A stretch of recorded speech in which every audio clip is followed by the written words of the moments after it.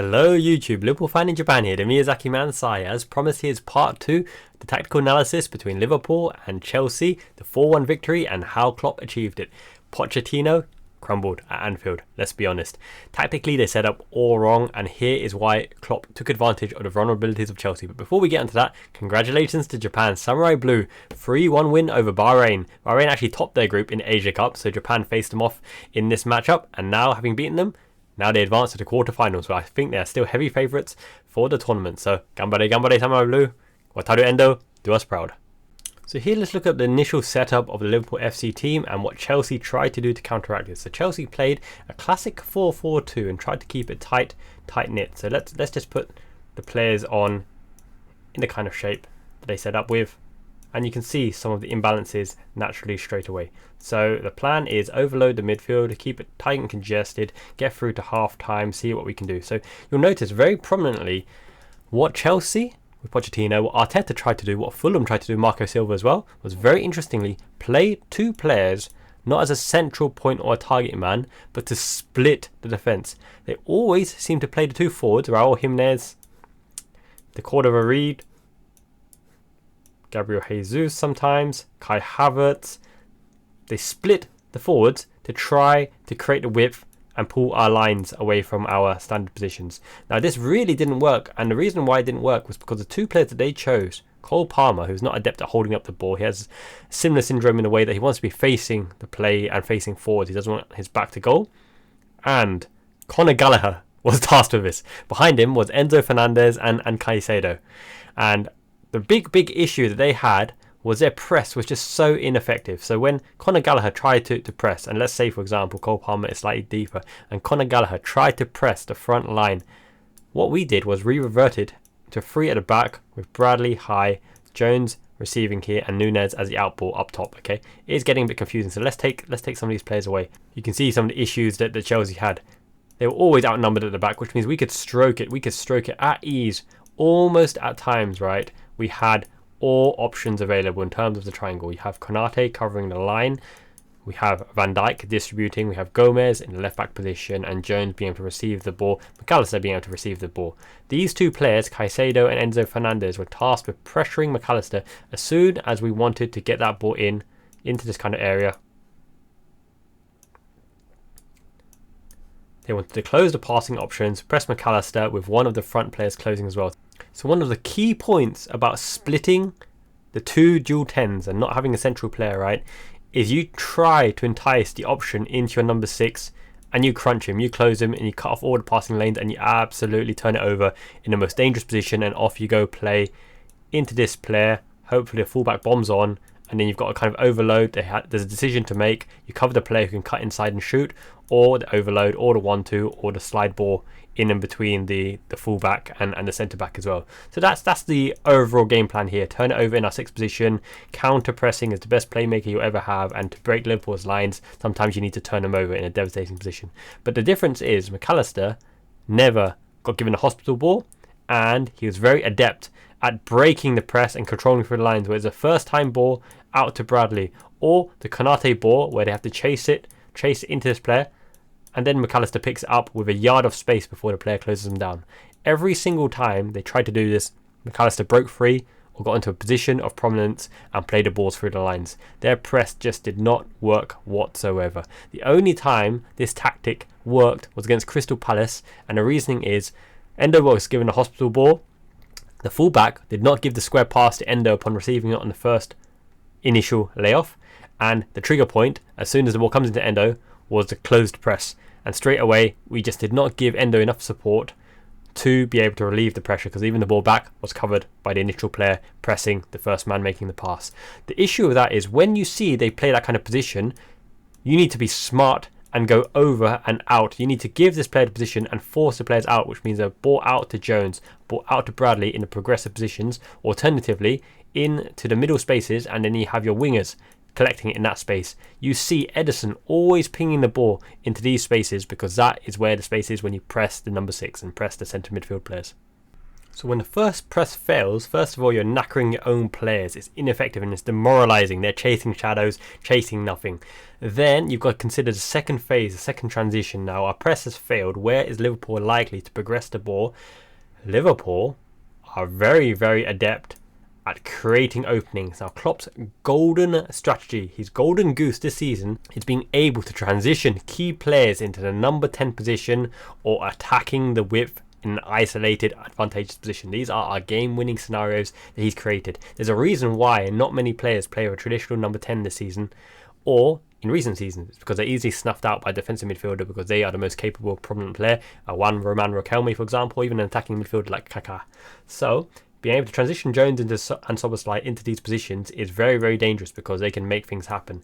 Therefore, Caicedo and Enzo Fernandez are tasked not only with ball playing and controlling the tempo of the game from their perspective, but controlling those areas as well. But when your press fails to such an extent and they need to support that press and the fullback needs to push on to mark the 8 as well as covering the width as well, this is where Chelsea fall into a personnel problem.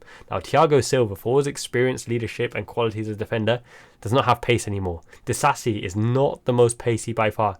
Badiashile is not the most physical or pacey. Chilwell has a bit of everything about him. He's well rounded as well, but he's going to be chasing shadows as well, especially against the physicality of Luis Diaz, Szoboszlai, and as you'll see later, Conor Bradley as well. I'm very keen not to make this video too long because I need to make the Arsenal lineup prediction video coming up very shortly. I'll do it straight after this one. But what you have, the reason why Nunez starts on the left is the fact that any ball in and behind, or even a ball isolated 1v1 versus Disasi, which is a right back, he can do him for pace.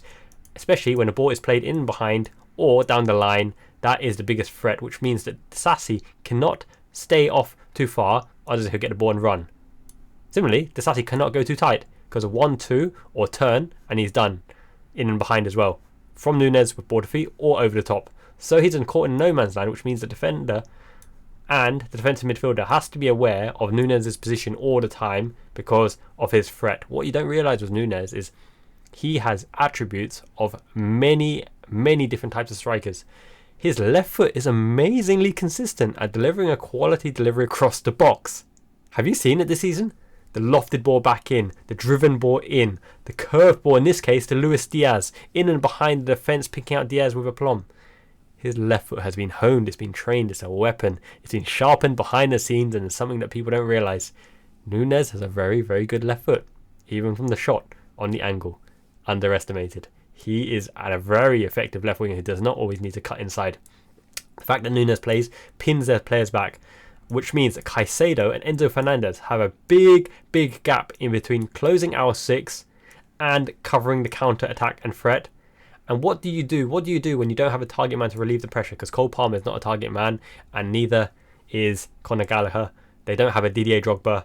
They don't even have a Diego Costa. Wow. Very, very difficult. And that may have resulted in this particular picture that I want to show you. I just want to jump in as well. The game plan was falling to pieces so bad that it resulted to Chilwell diving to try to win a set piece. Grab a set piece consolation, boys. Let's go home. And it's not only that as well. When Chelsea do have the ball, or when Liverpool progress high up the pitch, I want to show you what happens and why it is so unfortunate to be a Chelsea player in this particular setup. Okay, so I'm just going to rotate the players a little bit here just to show you what happened. So let's get rid of some of these Chelsea lads. I'm sure they didn't want to be on the pitch anyway, considering that performance, right? So let's just remove some of them for clarity's sake, so you can kind of see what's going on here. Okay, so Liverpool's shape when we were in possession, we were penning them in. Gomez, central midfield with Mac Allister. Forget number 6, central midfield. Van Dijk covering, Konate covering, Bradley right half, right mid, Szoboszlai in the pocket, Jota out wide, Nunez causing havoc up front. Now, what happens a lot of the time is you put some of your silkiest ball carriers into a position where they can drive at the opposition or give them a bit of space to build that momentum to drive. It's the same concept as Trent Alexander-Arnold. You give him the ball with space to drive into or momentum to go into a pocket of space. When he receives the ball, he can play the game-winning ball, etc. Right? So Jones overlaps on the left-hand side which has to force a player back because he can receive the ball and initiate a new phase of play by holding onto the ball and starting from this area here with centre forward and left winger. Lucho Diaz comes back here to pick up the ball. Now when the ball goes out to Lucho Diaz here, Gomez, as I showed you in the last clip, has been playing in this position here because his ball distribution, his ball carrying and his decision making and his positional sense is excellent. But what it also means is you congest the field of the play in the Chelsea half because they cannot get out. Cole Palmer, Brozier, even Nkunku, Konagala are never ever beating Van Dijk and Konate for pace. So there's no need to play the offside trap and there's no need to worry about that. Sterling is one that can come in behind, but the defensive responsibility of Szoboszlai always keeps an eye on Sterling when Bradley's further up, and when he's not further up, Bradley is the one that takes care of Sterling, right? So no particular issues there. Madueke, unfortunate because he's not as quick as Gomez. Gomez is actually lightning. You wouldn't expect that. Madueke was a little bit of a tricky winger, but the combination of Van Dijk and Gomez secures that side, and Luis Diaz always hassles back on the left, as does Darwin Nunez. But Luis Diaz is the option to pick it up here and start driving, and just imagine that you turn over the ball, right? You turn over the ball. The layer that you have to go through, if you're on this side, it's Mac Allister, Bradley and Gomez, partnered by Konate, Szoboszlai covering for Bradley, who bombs forward. On this side, you have that famous double duo trio of Gomez, Van Dijk plus one. It could be anyone. It could be Nunez, it could be Luis Diaz, sometimes Mac Allister. Mac Allister roaming to wherever's needed, because ultimately Mac Allister is the one that picks up the pieces and gets us going again. So having Gomez into that position is an additional front-footed, front-line defender who's positionally excellent and just crushes the midfield by congesting it. This is what Pep Guardiola sometimes does with Ake or Akanji, Rodri in particular doing the Mac Allister role as well. They put defensively able, defensively responsible, great tacklers who are comfortable on the ball into the midfield area, because as soon as you turn it over, that is who you're opposed with. That is who you're up against trying to get through. Imagine Wataru Endo in that setup. My goodness. Okay, so we've looked about the shapes, the pressing situations, and why Chelsea just could not get out. They could not press us effectively, and we could press them effectively as well, because the players that we have, with Nunez pinning them back, Jones able to receive the ball anywhere, as can Luis Diaz. And the issue that they have as well, the issue that anyone has, is on a 50-50 or a dirt ball, getting the ball into this window of opportunity, which is this kind of area, this kind of square here. I mentioned it in the last video. But if Diogo Jota goes into a 50-50 with a street ball style, similar to Luis Suarez, right? The outcomes are Suarez gets through because the ball fumbles his way. Jota gets through, the ball fumbles his way, for example. Or the defender gets it. If the defender gets it, the press is on straight away. They've got no clear out ball. Their midfield cannot hold onto the ball. They've got no ball over the top because of Van Dijk, Konate's pace. They're snuffed out in the middle. It's very oppressive because even if they win the 50-50 junk ball, they're against huge pressing options because the press closes in straight away. If they lose the ball, they've lost the ball to Diogo Jota near the penalty area where he'll slot it away. Oh my, oh my. Ooh. Jurgen Klopp, you dirty, dirty man. He just set up every situation that, yeah, it's very, very unfortunate for the opposition. Even Nunez, right? When you're 50-50 against Nunez, the fact it's unpredictable what will happen means you can't prepare for it appropriately, which means the passing lanes just aren't on because you never know where the ball will end up. And you play on that unpredictability by putting the players of prominence in and around the position where the balls may go. Now, Bradley was super effective. It's like electricity versus water in Pokemon, right? Because his ability to take the ball on the move, I'm just going to move the players out of the way for convenience sake. And let's get rid of some of these lines. Now, you saw something against Chelsea that is utterly terrifying for the opposition to see. Bradley has qualities of a winger. As soon as the ball comes into Bradley, the first touch out of the feet, bombing down the line, this defender cannot go there or he'll cut inside. And Bradley's left foot is not bad, by the way. I've seen him hit some pretty nice left foot balls. But he beat him for pace and had a composure and technique to find out his player who buried it in the middle. Bradley's ability to go on the outside is terrifying. Bradley's ability to defend the line is terrifying. And even when he's high up, 1v1, as I mentioned, with the same kind of Gomez effect, look who you're standing up against. A defensive stalwart who's naturally a defender, with pace, with defensive responsibility to come in behind him. And as Szoboszlai mentioned in that Donuts Bagel video, he can defend.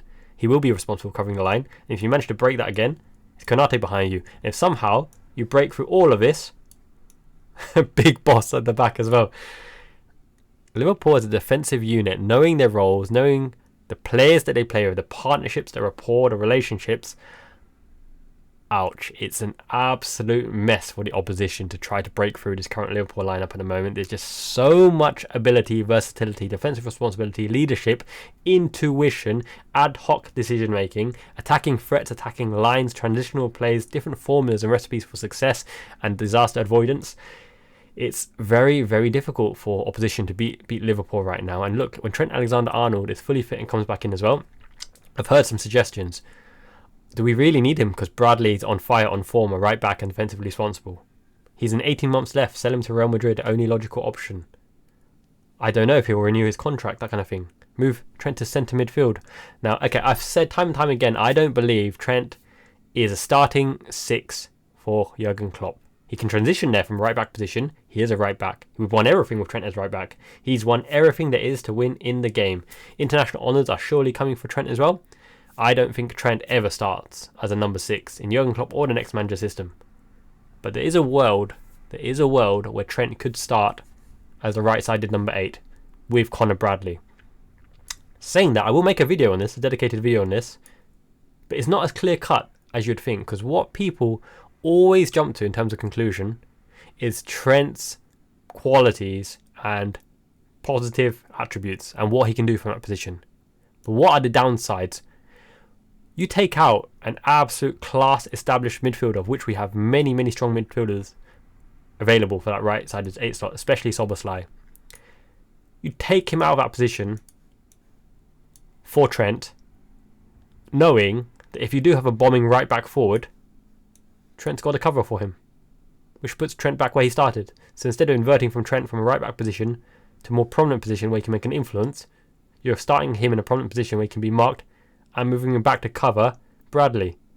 So you must be convinced that Bradley's offensive threat, or what he can offer from that position, is worthwhile sacrificing Trent's influence in that phase of play by putting him in a covering role. Some stuff to think about. I'll go through it in depth in a different video. Hopefully you guys enjoyed that. I'm going to be making the Arsenal lineup prediction tactical variation video now. As always, chuck a like on the video, helps it get seen by the algorithm. Thank you so much, by the way. It's really, really pushing it to more people. I think average views right now about 1,000, 1,500. Can't thank you guys enough. Subscribe if you haven't already, if you enjoyed the content. Really keen to make a lot of insightful analysis and videos on upcoming matches, as well as some fun videos coming up as well. I still need to do the greatest Liverpool 11 of all time, considering modern day tactics, because I need to give away the prize, the Japan goodies, for the 1,000 subscriber giveaway. Tune in again for the Arsenal video coming up in a few hours. Until then, Janet, Nizaki Man Ichiban. Subscribe if you haven't already. Thanks for the like. Matane.